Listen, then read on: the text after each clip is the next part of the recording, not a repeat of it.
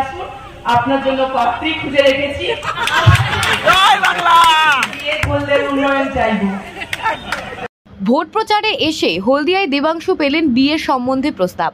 তবে এখনই সে প্রস্তাব নাকচ করলেন খোদ তমলুক কেন্দ্রের তৃণমূল প্রার্থী দেবাংশু ভট্টাচার্য। হলদিয়া বিধানসভা এলাকায় সোমবার একগুচ্ছ প্রচার কর্মসূচি সারেন তমলুক কেন্দ্রের তৃণমূল প্রার্থী দেবাংশু ভট্টাচার্য। হলদিয়া পুরসভার 12 নং ওয়ার্ডে দুর্গাচক স্টেডিয়ামের কাছে এমনই এক কর্মসূচিতে তিনি যখন প্রচার কাজ সারছিলেন, তাকে ফুলের তোড়া দিয়ে সম্বর্ধনা জানাচ্ছিলেন দলীয় নেতাকর্মীরা। সে অনুষ্ঠানে দেবাংশুর জয় কামনা করেন।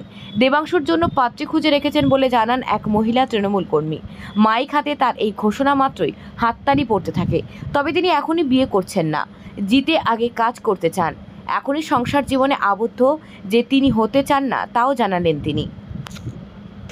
মমতা বন্দ্যোপাধ্যায় আমাকে প্রার্থী করেছেন এবং আমার বয়সটা অত্যন্ত কম, মাত্র 28। ফলে 28 বছর বয়সে দিদি এখনই পাত্রীর কথা আমাকে এসে বলে গেলেন।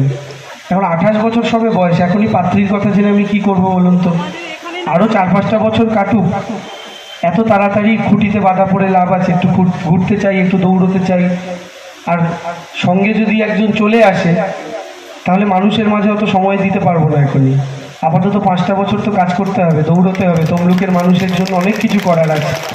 সেই জায়গা থেকে আপনাদের আশীর্বাদ ভালোবাসা চাওয়ার জন্য এসেছে। মমতা বন্দ্যোপাধ্যায় আমাকে অনেক অল্প বয়সে প্রার্থী করেছেন। আমি জিতে যদি পার্লামেন্টে যাই, এবছর লোকসভার 543 জন সাংসদের মধ্যে সর্বকনিষ্ঠ সাংসদ হিসেবে লোকসভার মাটিতে যেতে পারবো।